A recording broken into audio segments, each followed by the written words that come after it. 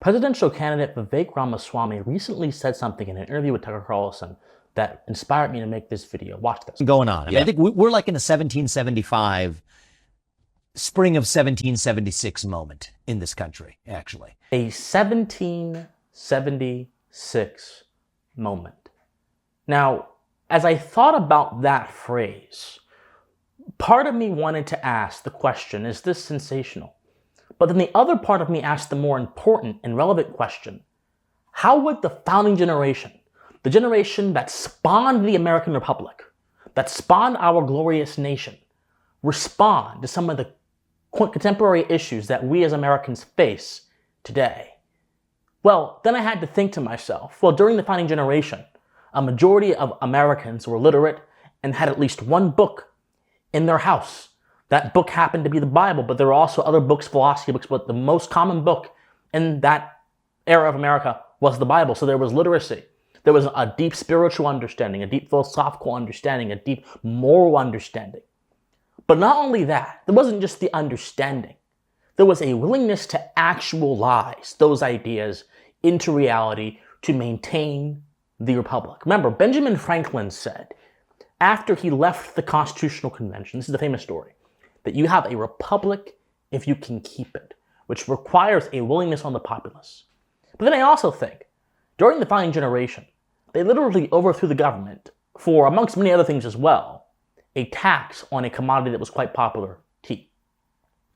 During the founding generation, wartime veterans who were not being justly compensated for fighting during the Revolutionary War literally went to war with the government during the Shades Rebellion, and in some cases won, and in some cases didn't won, but they asserted their righteous anger for the principle of justice, that is, the principle of contracts and keeping contracts not being upheld to the highest degree.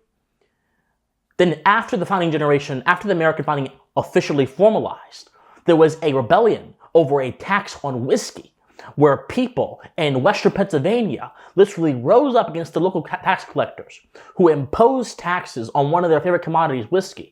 They took the tax collector, drug him out of the house, put him up on a tree, embarrassed him. George Washington comes with all of his horses and all of his men and tries to compel them and quell the insurrection. They simply stand there peacefully and say, we will not pay this tax. And that tax does not go funded for the rest of its history, and then Thomas Jefferson repeals the tax, and when he becomes president, because he thought it was unjust. And this tax was coded as a way to fund the new government, but Americans were not having it. During the founding generation, there was a righteous understanding of first principles, and they were not scared to back that up with action. But also, we have to understand this, my friends, all of you who are students of history. We live in a post-industrial America that is much less cohesive, much more varied in how the tastes and how the perspectives of people are, and is also much more dense, much more diverse in terms of the kinds of people who have come here from other countries. And so in this era, how would a founding generation wisdom actually work? In this era, many people will say that America, due to having all these different cultures under our umbrella of Americanism, can never return back to the flame that lit our republic and made it the torch and the paragon of freedom around this world. Many say that America has been so far gone from its original vision that it can't no longer get back there. But my friends, I think that we, as Ramaswamy said, are in a 1776 moment. We live in an America where your government can collect your data by going through a rubber-stamped secret court that is unaccountable, and they can collect your data and hold it for as long as they want. We live in an America where some of the top law enforcement apparatus, like the FBI or even the CIA, quite literally can engineer propaganda, engineer disinformation campaigns to destabilize political dissidents they don't want. Look at COINTELPRO. The FBI killed Fred Hampton. The FBI planted false stories in the media about revolutionaries during the 60s. The FBI arrested and tried to demoralize anti-war protesters because apparently anti-war protesters were un-American. The CIA in Operation Mockingbird and other operations quite literally ran all kind of propaganda experiments against the American Republic, and the CIA also helped the FBI spy and surveil on people like Martin Luther King. We live in an America where that is common knowledge, that's public knowledge, looked over by a congressional committee, and yet nothing significant has been done to ensure the abolition of those aberrations, of those deviations from the American experiment that have the authority to arrest you, arrest your family, and do whatever they want to you without much corrective. We live in an America where our politicians care more about furthering the moneyed interest of globalism and militarism than they do seem about preserving America's national sovereignty and ensuring that the actions we take on the global stage are undertaken under our own national self-interest as opposed to the interests of the UN, the interests of NATO, which America basically funds like a public welfare queen, the interests of the Atlantic Council, the interests of all these different interests that have repeatedly tried to govern our nation from afar by trying to dispute the policy decisions made by politicians in our country, or trying to dispute the court rulings made by court rulings in our country. Just look at the Planned Parenthood ruling that came out recently and that made everyone mad. The UN tried to negate that by saying that it endangers women's reproductive rights. We live in an America where there are politicians willing to sacrifice themselves before this altar of globalism at a single moment. We live in an America where government-funded education teaches your kids that they are racist if they are white, that they have privileges that they don't understand, they have biases they cannot even discern. It also teaches your kids that they can change the nature of their gender or their sex because expression, according to this worldview, is more higher and more excellent than concrete reality. We live in an America where that is state-sponsored education in certain parts of the country, and where it is not explicitly state-sponsored, it is pushed under the guise of acceptance through non-official but official adjacent programs that exist in the schools and also exist broad in society. We live in an America where if female athletes have a problem with a biological man who hasn't even gotten his penis dealt with through surgery, if they have a problem with him walking around their locker room with his penis just hanging out and dangling like it's nobody's business, they are called transphobic and their entire careers are jeopardized. This is precisely what happened with the Leah Thomas situation. Leah Thomas, who hasn't even undergone the surgery really, had their penis hanging out as they walked through an all-women's locker room, and the women were forced to either take it and suffer in silence or to get fired and jeopardize their entire careers, their dreams, their ambitions, all gone away, all taken away on the altar of political correctness.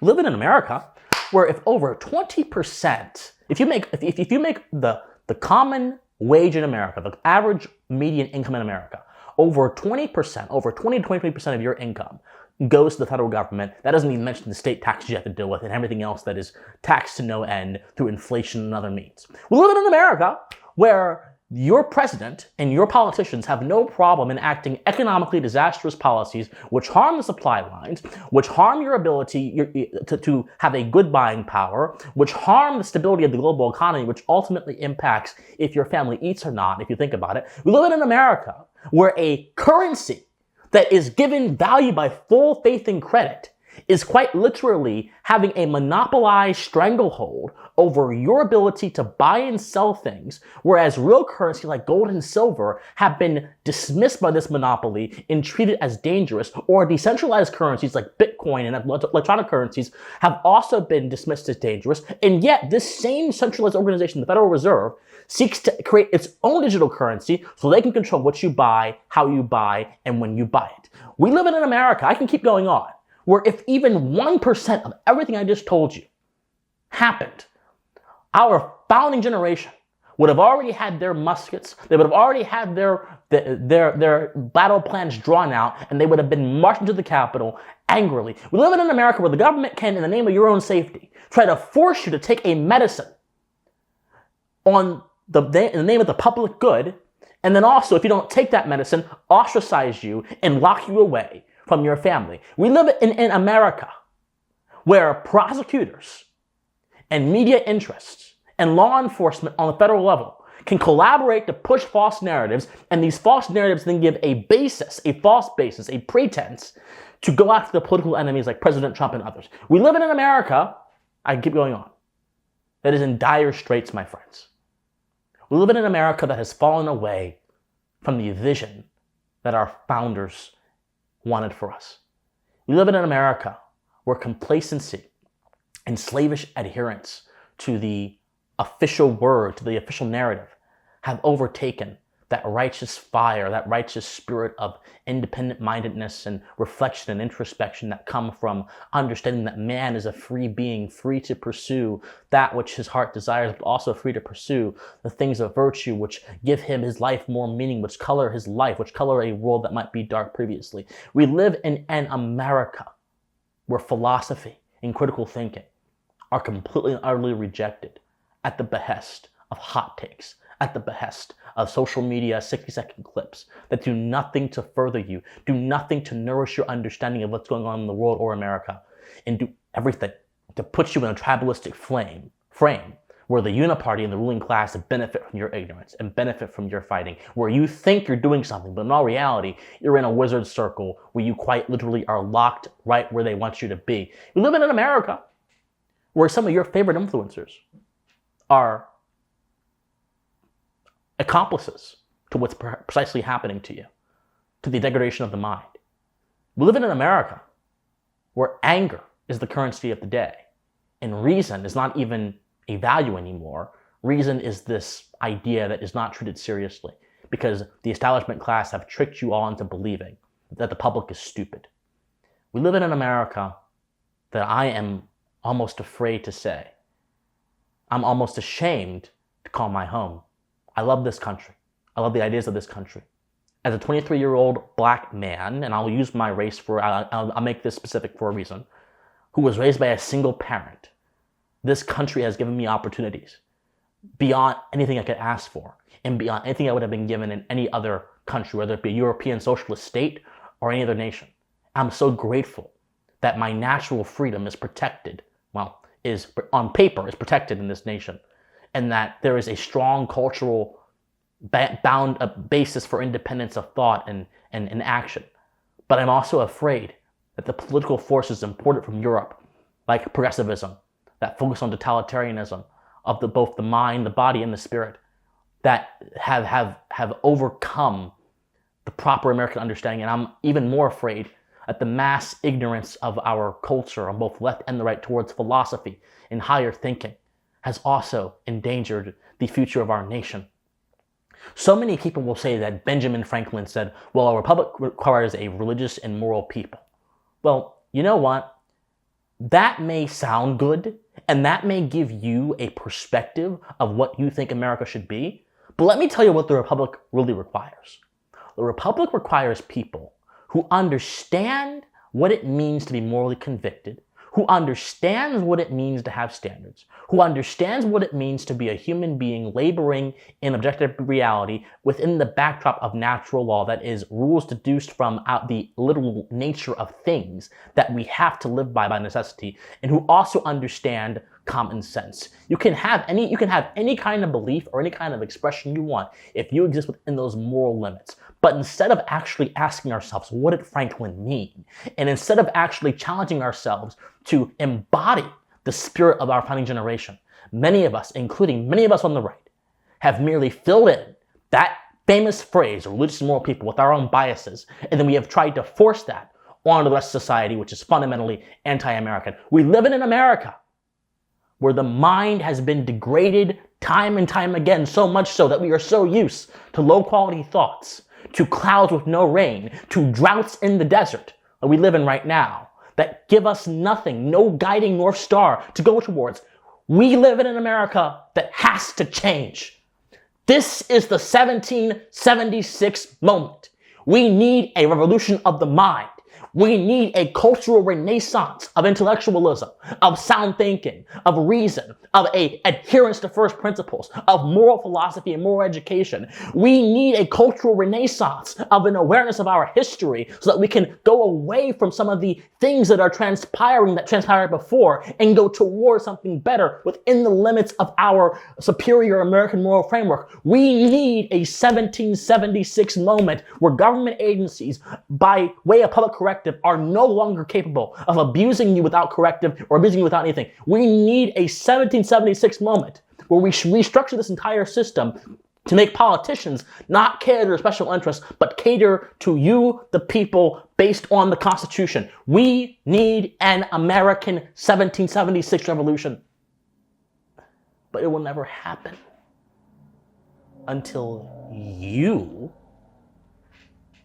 stop talking about civil war, until you stop getting involved in the 60-second clickbait culture that leaves you nowhere, that leaves you with no fruit. Many of you don't have any fruit. You need fruit.